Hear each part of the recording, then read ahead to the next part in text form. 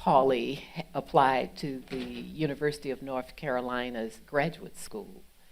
And within weeks of her application, the president, Franklin Roosevelt, went to the campus to speak. And his address was shortly after the midterm elections. It was a widely anticipated address. People were very excited. Arrangements were made to broadcast the speech internationally. And Franklin Roosevelt heaped all kinds of praise on the university for its liberalism, for its faith in youth, for its progressive attitude on all fronts. And Pauli was beside herself because she knew that they didn't accept black students, but she had hoped her application would be accepted anyway, and it was not.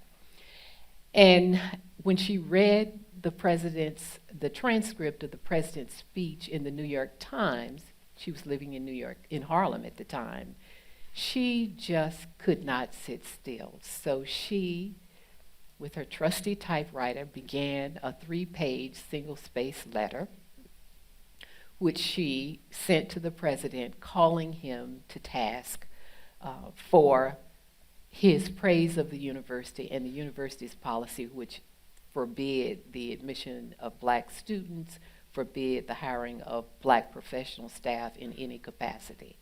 And she sent this hot letter to the president, but as she was getting that letter ready to go, she thought, well, you know, he has a maze of secretaries. It may not make it through. Perhaps I might send a copy of this to Eleanor with a cover, which is what she did. Now, the president's office forwarded Pauli's letter to the Office of Education, and they responded about a month later. But Eleanor wrote back promptly over her own signature, and in that letter she said, you know, I understand, I'm paraphrasing because I don't have it right in front of me, but she said that I understand your concerns, but I want you to know that great change is coming, and it's best to fight in conciliatory ways, but don't push too fast. There was this caution, don't push too fast.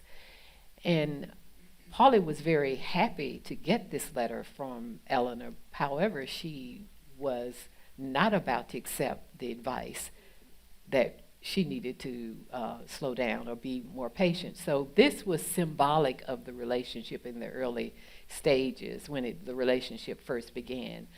Pauli, the impatient youth, unwilling to compromise and very anxious for dramatic social change, and Eleanor Roosevelt, First Lady of the nation, feeling very much that her role was to be supportive of her husband's measured approach on the question of civil rights. And so there's this tension of Pauli wanting to, let's go, let's get moving, and Eleanor saying, let's not move too fast. Now, this is in 1938. By the time Eleanor dies, and Pauli's also very suspicious and unwilling to ever vote for Franklin Roosevelt. By the time Eleanor is in her final years, Pauli has moved. Tells you a little bit, I'm foreshadowing, tell you a little bit about the dramatic impact of the friendship.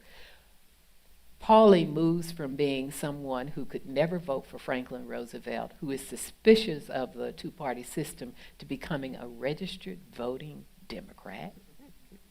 And Eleanor moves from taking the position of one who says you don't push too fast and you need to work within the system, and you must obey laws that require segregated seating and segregated accommodations until those laws are passed. She moves from that position to actively supporting civil rights activists who are disobeying segregation codes in the Southern South.